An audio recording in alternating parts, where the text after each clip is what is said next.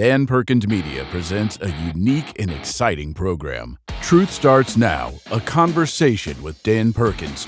The left has taken away your rights to freedom of speech. Truth Starts Now is a platform for you to regain your voice. America and Americans will be better off if we can have civil and respectful conversations about the day's important issues. Now, here's your host, Dan Perkins. Welcome to the Truth Starts Now, and we have an incredibly special guest to talk to us about his experience. Jake Lang was arrested for the January 6th, whatever they're calling it today. He's been in jail for 3 years. He's never been indicted. He has no idea what the charges are. And Jake, I think that it's fair to say that a lot of people, millions, if not hundreds of millions of people in this country today have no idea what it is like to be in jail. Take a moment or two and tell us about your experience. Sure, no problem, Dan. Thank you for having me on. God bless you. Just wanted to say I have been indicted and charged, but I have not had a trial, and they've hit me with, over a dozen blanket political charges, absolute nonsense, and I have no criminal record, and they haven't even given me an opportunity to get bail or bond. So I've just been sitting languishing in prison for nearly 3 years without a trial, and it's an atrocity of justice, and it's un-American at its very core. Well, I was talking to a former prosecuting attorney for the Northern District of California last week, and he's talking about your First Amendment right of freedom of speech are being impacted here, and the other parts of the Constitution about know the charges and know who's bringing the charges, and a lot of things are up in the air. And it seems to me, Jake, that the government's out of control here.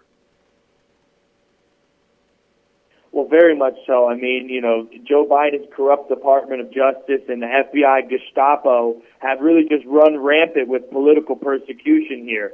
They are, purposely targeting January 6ers because we're Trump supporters, because we stood up for our constitutional republic and free and fair elections, and now they're subjecting us to torture and years of confinement without the ability to have due process of law. And so all of this is it's not just our First Amendment that's being stifled here and trampled on.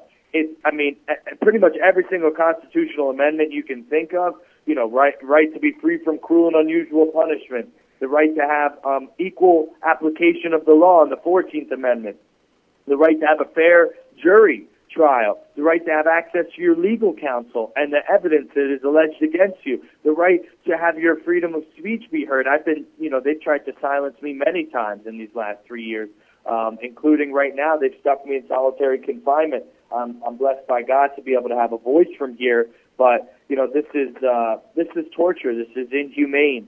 The way they've treated me and the other jan5thers, and it just goes to show that they're very afraid of our message that we carry, of never backing down, never bending or folding or surrendering to the tyrannical oligarchy that oppresses America right now, the communist regime of Joe Biden and his Chinese handlers, the CCP.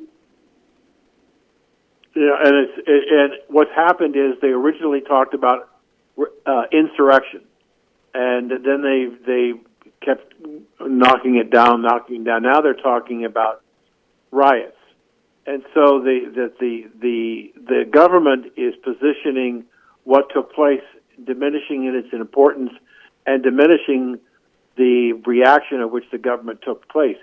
Tell us a little bit about what you're trying to accomplish from prison. Thanks, Dan. Yeah, they have been. They've been, it's been a misapplication purposely of what they've been calling January 6th. The mainstream news media and the Democrats, like the jan5th Select Committee, they've all, called us insurrectionists, violent domestic terrorists, extremists, and all of these things because they want to paint, the Republican Party, conservatives, Christians, patriots as these things that we're not. We're constitutionalists at the end of the day, and we will stand up and defend the Constitution of America, through life or limb.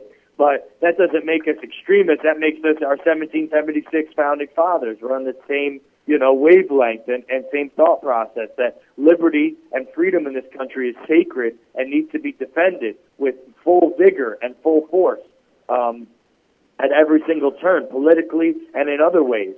So, they have been propagandizing January 6th for many years, but now we're seeing through the release of the January 6th select tape, or the January 6th tapes, and just the hard work of investigative journalists, and a lot of work by my team at jan5th.org, which is our website if people want to go and watch the documentary, the #1 viewed video ever on Rumble, actually, about January 6th, called The Truth About January 6th, without the mainstream news media spun narrative, false narrative. We've got the truth there on jan6truth.org. But, this has been a battle for years about getting the truth out, and that's why I like being on your show here. The Truth Starts Now. It's a great name. Thank you. So the charges, which you are, as if you've been indicted, you've been made aware of what the charges are. But I have to ask you, everything I've read about the explosion of your video on Rumble, as you said, #1, millions and millions of viewers. What do you think happened that it sparked such an interest? The American people are hungry for the truth, you know what I mean? They know that the government's been lying to them for decades and decades about everything, 9/11, Benghazi, just you name it. And they knew that the official media narrative, that the Biden regime and the Democrats and Washington Post and New York Times and MSNBC were pushing was not the full truth. In fact, it was complete lies. And so we gave the people the perspective from the January 6th perspective, from the people that were on the ground there that day. We used a lot of cell phone video footage. We put together a lot of dots. We used FBI brass, testimony saying that, we can't tell you about how many feds are in the crowd and stuff.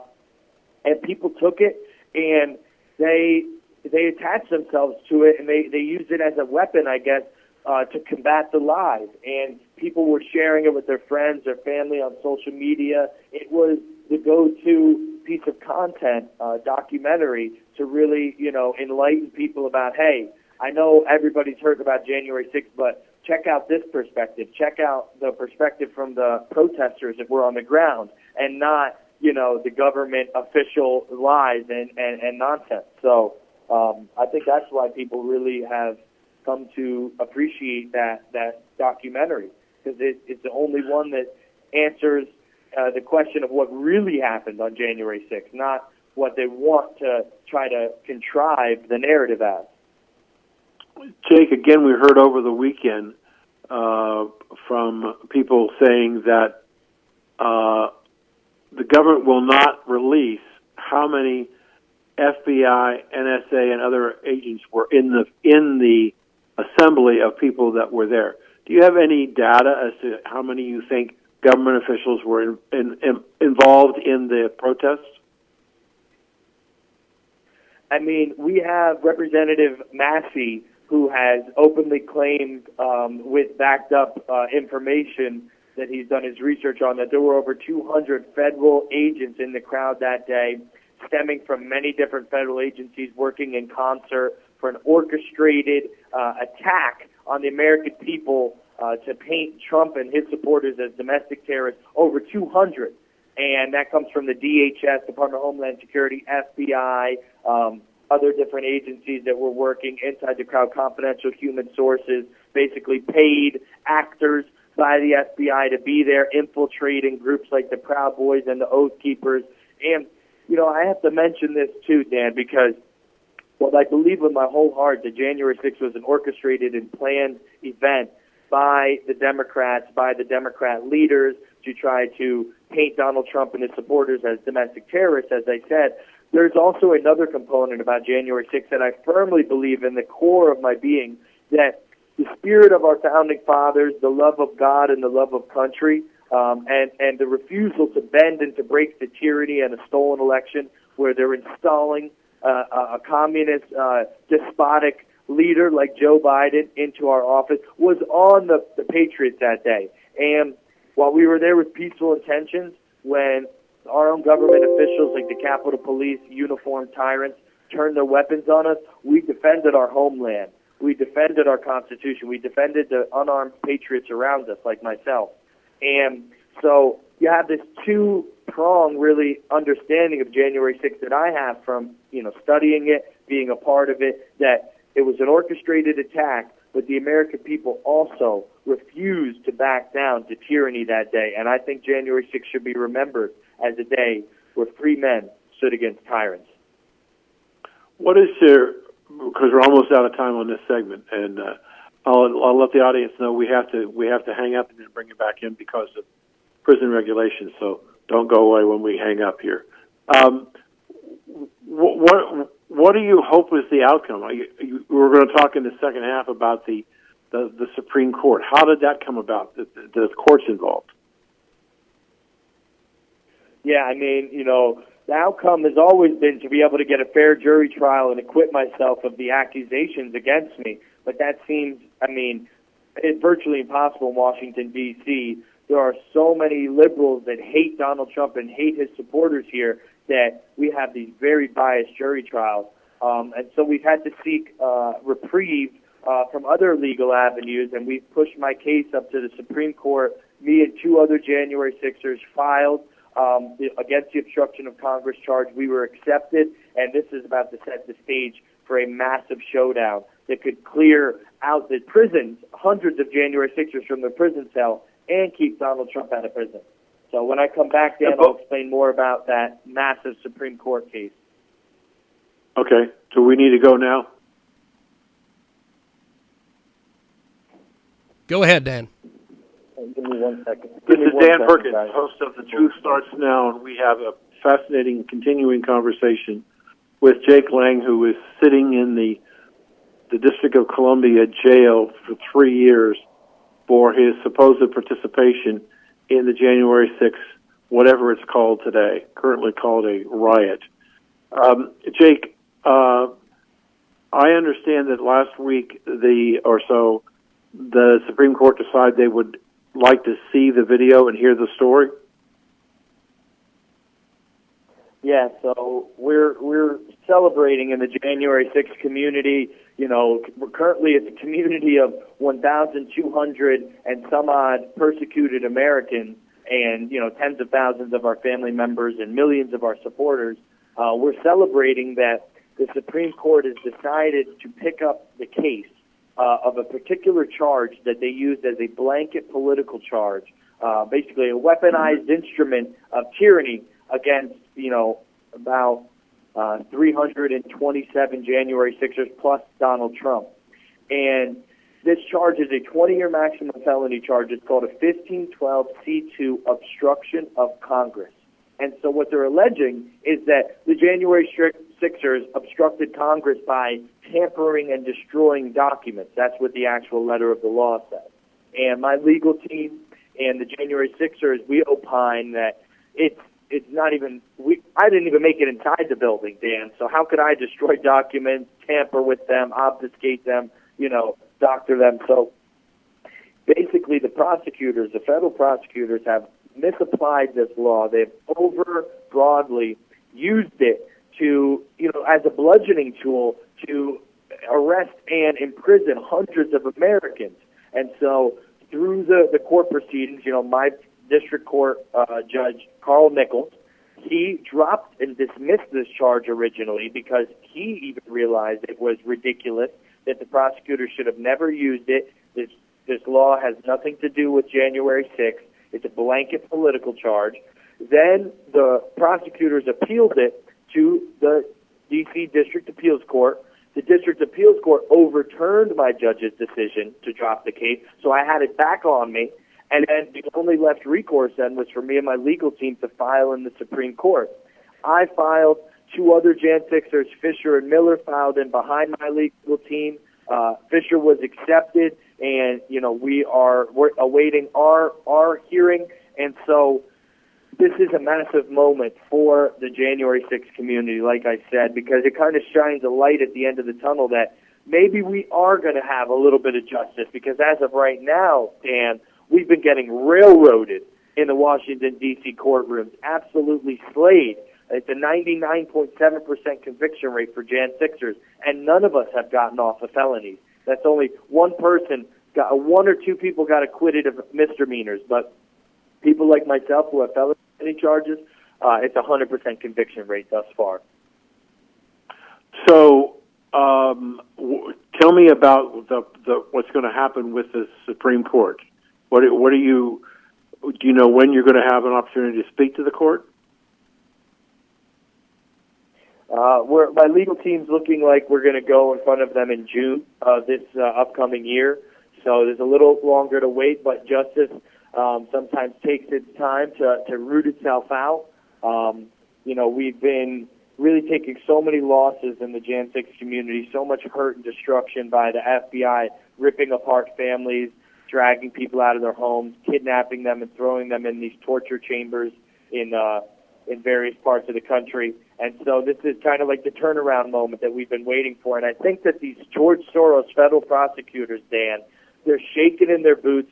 They're realizing their careers are on the line, that they've committed one of the most heinous and egregious overcharging acts of hundreds of Americans in U.S. history. And many of the judges and many of the prosecutors who went through with this political persecution are going to be facing severe consequences, maybe being disbarred, removed from their positions of power, and then maybe even criminally prosecuted at the end of the day for this traitorous act that they've done against the American people by rounding us up and hauling us into prisons for simply being protesters at an event that, the Capitol Police attacked us and we had to defend our lives at. I mean, that's the truth. That's the whole truth of the scenario. So we're hoping the Supreme Court errs in our favor. There is going to be a jail spring day. January 6ers across the country, hundreds of us will be released on that day when the Supreme Court finds us not guilty of the 1512 obstruction of Congress charge.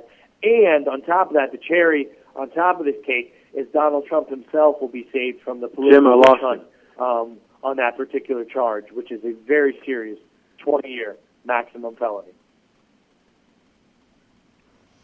Dan, are you still with us? I think we've lost Dan.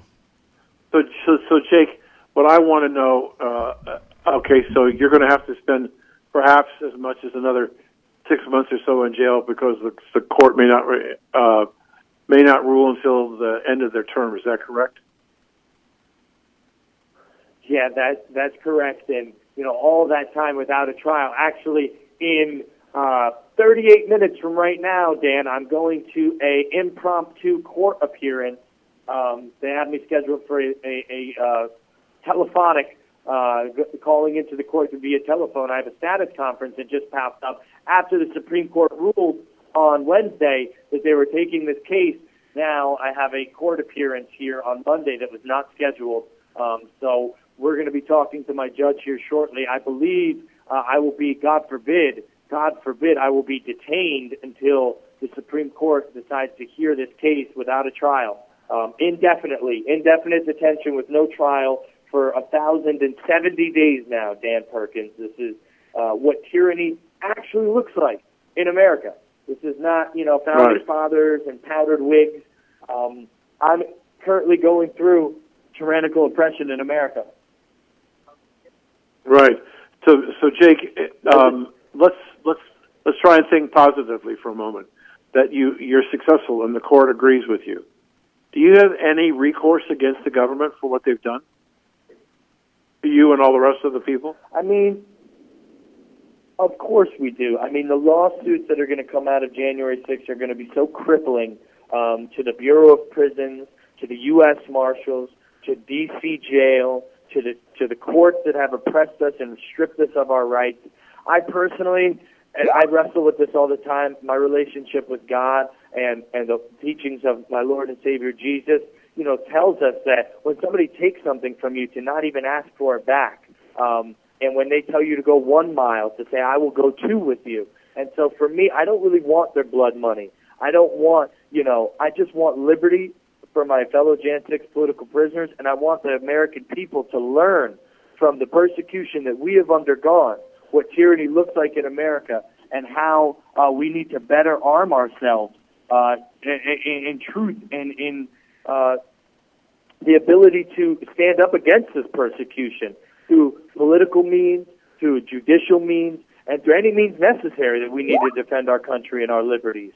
And I just pray that the American people become emboldened and more active in the active defense of our liberty versus communists and the despotic tyrants and Washington, D.C. swamp monsters that have thus far destroyed our country and imprisoned thousands of January 6ers. Do you have any recourse against the January 6th Commission, who obviously manipulated the information? Yes, of course. They have committed slander, and, it was really just a one-sided court case. It's like, they presented their case without any January 6th defense, without anybody there to say, actually, here's our side of the story. Actually, here's what our evidence says.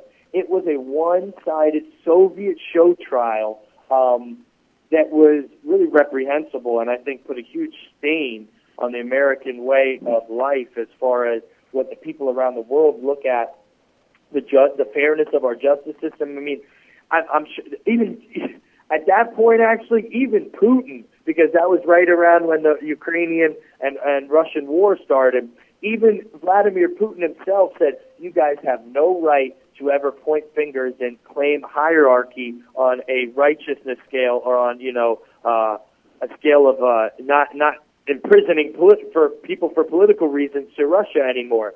Even he had our back around the January 6th Select Committee saying this is obvious propaganda, which, obviously Russia and the communists and the CCP are very famous for propagandizing and Soviet show trials. And so we've really lost our moral high ground, Dan, and I pray that we reclaim it in the name of Jesus. But can you? And I'm a Christian, and I understand the forgiveness. But even if you were exonerated by the court, and even if the government and the various agencies have to make reparations to you, is your reputation not ruined for the rest of your life?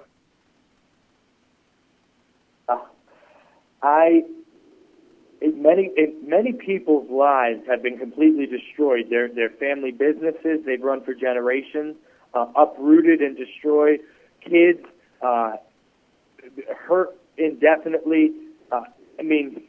People have taken their own lives here, Dan. I'm choking up here because 3 January 6ers have, when the government came to persecute them and hit them with these, extremely serious charges, 3 people buckled underneath the immense pressure and the destructive weight of the U.S. government.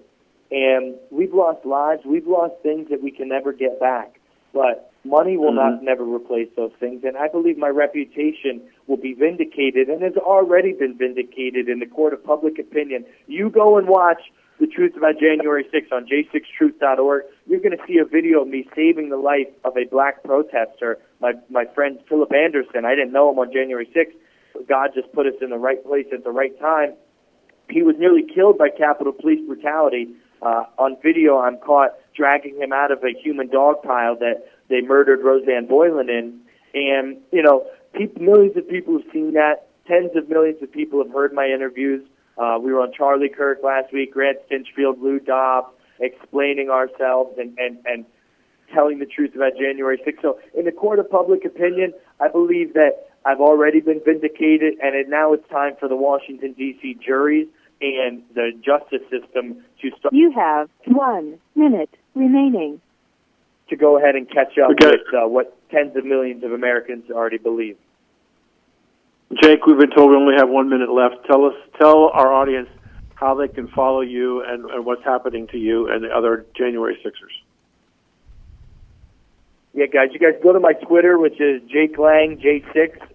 And then the best way to help out this holiday season for the Jan 6ers, we have a monthly commissary sponsorship program. You can tangibly have a real impact in the Jan 6ers' lives, help them get food and hygiene products while they're in prison, go to sponsorj6.com. That's sponsor, the letter J, the number 6.com. Sponsorj6.com. Thank you, Dan, so much for having me on. God bless you. Merry Christmas, brother. And we'll have you on again. Thank you.